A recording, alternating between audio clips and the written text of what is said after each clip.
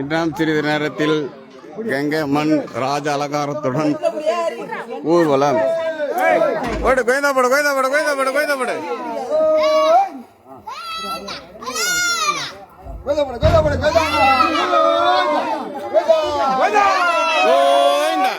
கோயந்தா கோயந்தா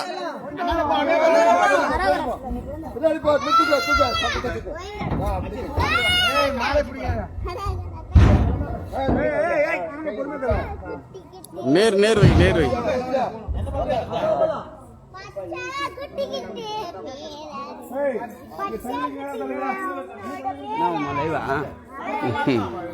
என்ன பேச போறாங்கம்மா?